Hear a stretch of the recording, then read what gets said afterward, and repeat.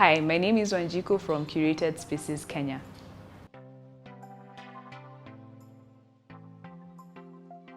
The project is called Project Astoria. Astoria is the name of the apartments where the two-bedroom is located.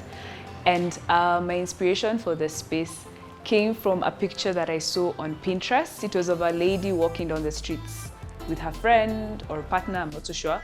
And I really loved how she was dressed. And I was trying to imagine what sort of space she'd live in, because she had this really bold green and brown. You could see elements of browns and grays. So that was my main inspo for the space. Also, other things that influenced the style was one, the house, because the house was really well done. Like, it had browns that were in the cabinetry and stuff. So I was like, okay, I can also pick that. And then also the view, because the house opens up to this somewhat nice view of treetops. So all that melded into one was the inspiration for the space. So if you want a name, you'd call it African, Urban, and Minimalist, because the space it's a reflection of like a cool, funky African babe. Yes. The space took between 4 to 5 weeks to put together. And I first started with a mood board that had a lot of pictures of stuff that I really liked or thought would be compatible with the project. So random pictures of outfits and spaces. And then after that, I was able to narrow down like my main colors, which were the browns, actually different shades of browns and bursts of green, and then brought in other elements like the yellows and like the reds and the black. So it wasn't like a really scientific process, but like there was some thought process to it. Then, armed with my mood board, walked around Nairobi, went to different spaces. Man, I've been everywhere, looking for pieces that would complement the palette. But I think the thing that I like most about this project is the fact that all the furniture pieces, apart from the bar stools and the side tables, were locally made. So for me, I was like, it's amazing the amount of talent that was there. My favorite pieces in the house are the entryway mirror, the asymmetrical one. I thought it had a nice vibe. Got that from Oroka Deco at Two Rivers. There's a colorful chair in the living room that had the kitenge at the back. That was from Love Artisan.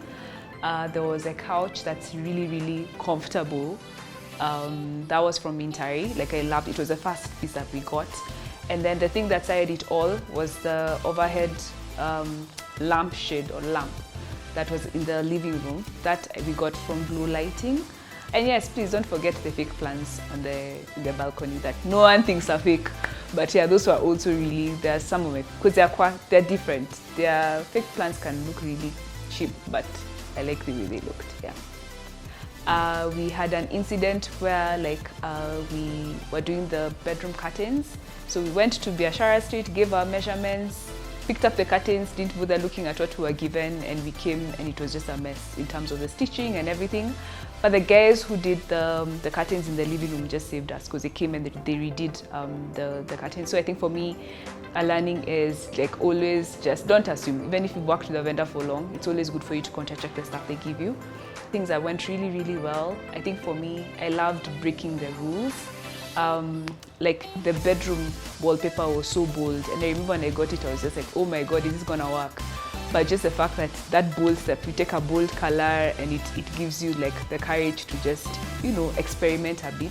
I'm not very, I don't really like bold colors, I like neutral, so that for me was good.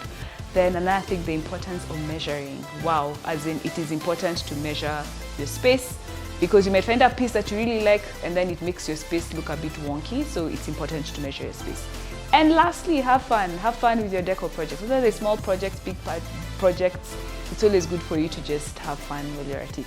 Yeah, and thank you for coming to the space.